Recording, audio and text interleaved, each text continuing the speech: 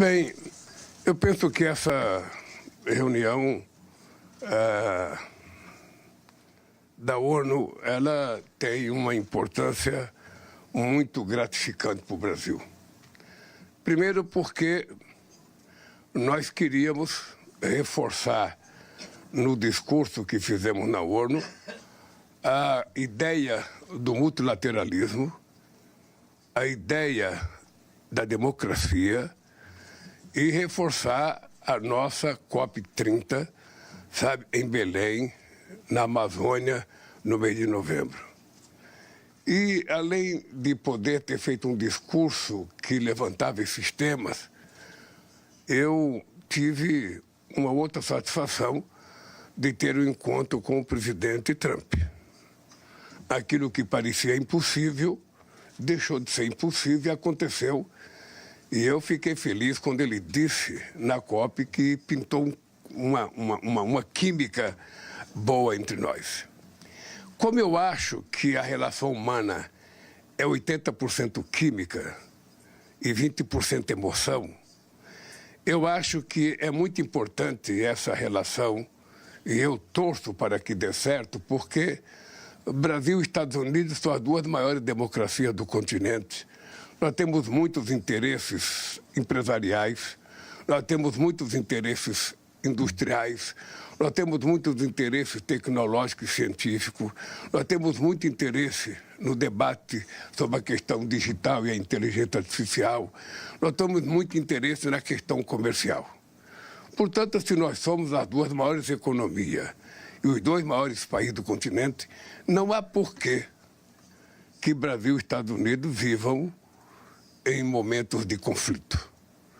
Eu fiz questão de dizer ao presidente Trump que nós temos muito que conversar, tem muitos interesses dos dois países em jogo, tem muita coisa para discutir sobre, sabe, a necessidade da gente garantir a paz no planeta Terra, e eu fiquei satisfeito quando ele disse que é possível a gente conversar e, quem sabe, dentro de alguns dias a gente possa se encontrar e fazer uma pauta positiva entre Estados Unidos e Brasil e Estados Unidos. É isso que eu quero e eu acho que é isso que ele deve querer também.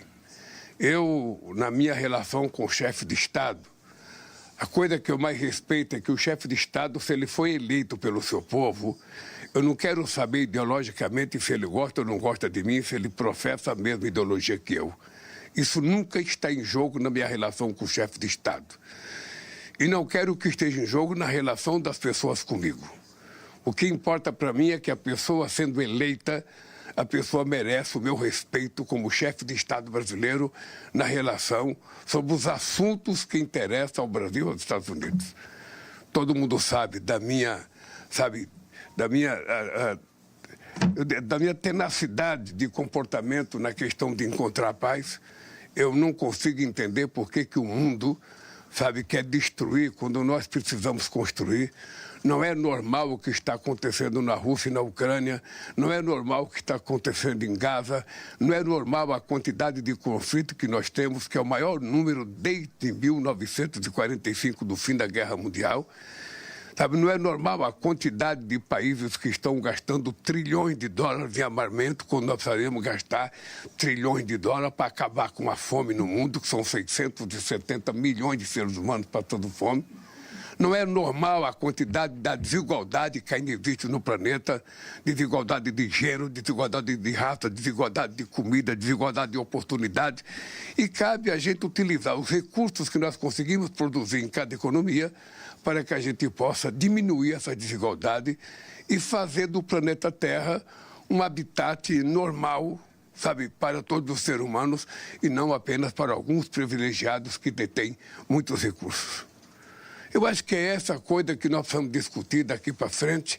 É isso que eu estou imbuído com o desejo de discutir. Eu estou muito feliz, porque a gente tinha acabado com a fome no Brasil em 2014. Quando eu voltei agora em 2023, a gente tinha 33 milhões de pessoas outra vez passando fome. E nós acabamos com a fome outra vez em 2 anos e meio.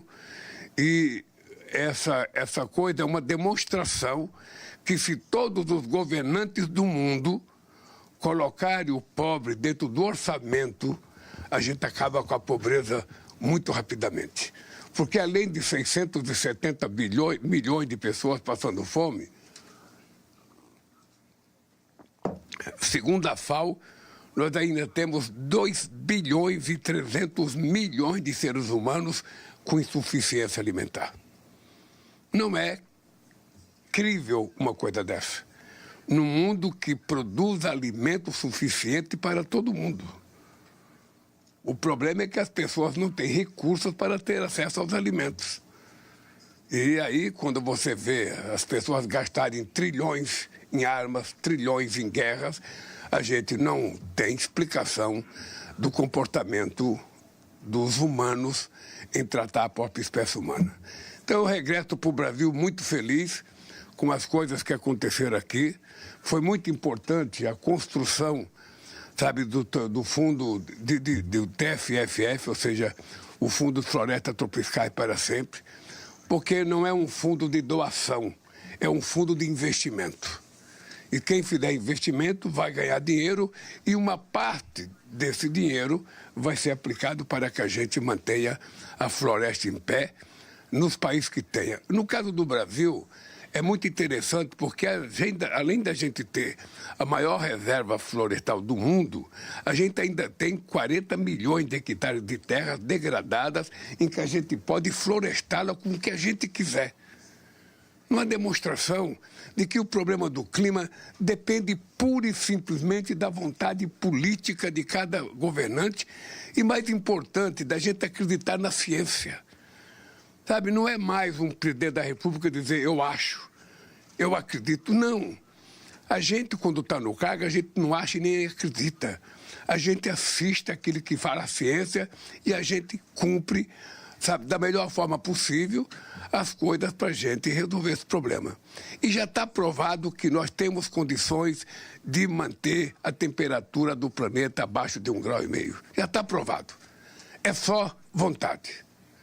É só vontade. E, ao mesmo tempo, nós temos que utilizar os combustíveis fósseis, mas tendo ele como a expectativa de que a gente vai ter que utilizar esse dinheiro para ir investindo, sabe, no fim do combustível fóssil, para que a gente possa fazer a transição energética mais competitiva e que seja resolutiva para dar garantia energética à humanidade. Eu acho que isso vai acontecer em Belém. Eu tenho dito que em Belém a gente vai fazer a COP da verdade. Porque se a gente não fizer a COP da verdade, a humanidade vai perder a crença nessas reuniões de chefes de Estado. Então tem G7, então tem G20, então tem BRICS, então tem COP, então tem um monte de coisa. Se discute muita coisa e não se aplica as coisas que se discutiram. Então não está porque a humanidade continuar acreditando. Então essa COP, eu tenho dito que será a COP da verdade, porque nós vamos ter que colocar alguns cientistas para falarem aos chefes de Estado. É muito importante que o presidente Lula, eu convidei o presidente Trump para ir na COP. Se ele estiver lá, é muito importante que ele, é muito importante que o presidente Macron, é muito importante que o primeiro-ministro Modi, é muito importante que todos que compareçam lá ouçam os cientistas dizerem o que está acontecendo no mundo, para facilitar a nossa tomada de decisões. Todos vocês sabem que eu também defendo uma governança mundial mais forte. É por isso que nós temos brigado há muito tempo para que a ONU seja reformulada desde o seu estatuto até a sua composição, com todos os membros, permanentes ou não, porque ela está mal representada. A fotografia de 2025 do mundo não é mais da fotografia de 45. Os países evoluíram, a humanidade evoluiu. Então é preciso ter mais países, é preciso acabar com o direito de veto na ONU, acabar com o direito de veto, e é preciso que, sobretudo na questão do clima, quando a gente tomar posição, que tiver uma votação, é preciso que todos cumpram. Aí sim, se um país não cumprir uma decisão que prejudica o planeta, ele merece ser punido, não de forma unilateral, ser punido pelo conjunto dos países e pelo conjunto da humanidade. Agora, isso tem que ser discutido. Isso precisa ser discutido. A ONU não é dos membros fixos que ficaram membros fixos quando ela foi construída. A ONU é da humanidade, então é preciso que a gente reformule a ONU para que ela tenha força de evitar guerras como em Gaza, de evitar guerras como a Ucrânia, de evitar a quantidade de conflitos espalhados pelo mundo hoje e, ao mesmo tempo, a gente tomar decisão para resolver a questão do clima que pode levar o ser humano a se transformar no primeiro animal vivo capaz de destruir o seu habitat natural. É uma coisa fantástica, porque dizem que nós somos o único animal inteligente. E nós somos os únicos que matamos sem necessidade, roubamos sem necessidade, sabe? E, ao mesmo tempo, destruímos o lar que a gente vive. É esse desafio que está colocado na COP30, por isso ela está sendo feita na Amazônia. Tem muita gente que dá palpite sobre a Amazônia. Tem muita gente que fala da Amazônia sem conhecer a Amazônia. E é preciso as pessoas saberem que na Amazônia da América do Sul moram mais de 50 milhões de pessoas. E essas pessoas moram, sabe, nas cidades com vários problemas e que, portanto, nós temos que cuidar disso. É esse desafio que está colocado para nós. É esse desafio que nós viemos colocar aqui no debate que nós fizemos sobre tanto o Fundo de Florestas Tropicais para Sempre, quanto na discussão das NDCs. A reunião não terminou ainda, mas eu acho que os países estão apresentando NDCs bastante vigorosas e razoáveis. E eu acho que isso vai ser muito importante, porque é a primeira demonstração de seriedade com a questão do clima, é as NDCs serem fortes. O Brasil apresentou de 59% a 67%, é uma proposta forte do Brasil, e a gente apresentou em todas as áreas econômicas, e a gente ainda vai cumprir um compromisso nosso, não é um compromisso com ninguém, é um compromisso de nós com nós mesmos, sabe? Eu diria, no linguajar caipira, de nós conosco, sabe? Nós assumimos o compromisso de até 2030 a gente chegar ao desmatamento zero na Amazônia. E, portanto, como ninguém pediu para a gente propor e a gente propôs, nós temos responsabilidade de cumprir. Bem, então eu volto agora para o Brasil, satisfeito com a nossa reunião, otimista com a possibilidade de Brasil e Estados Unidos fazer uma reunião, sabe, o mais rápido possível e acabar com o mal-estar que existe hoje na relação Brasil-Estados Unidos. É isso que eu queria falar para vocês e deixar um pouco para vocês fazerem pergunta, porque se eu for falar tudo, depois não precisava responder pergunta ou ir embora. Mas eu vou deixar vocês fazerem alguns questionamentos, porque é justo, nessa liberdade de imprensa que tanto nós defendemos, que a imprensa possa fazer as perguntas sem veto. Sem veto.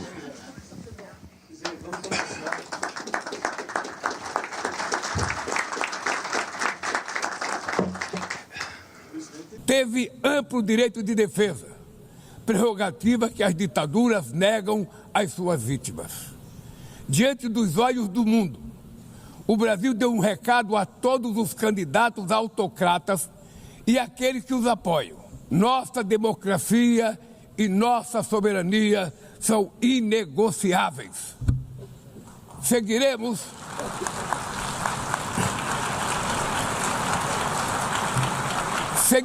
como nação independente e como povo livre de qualquer tipo de tutela.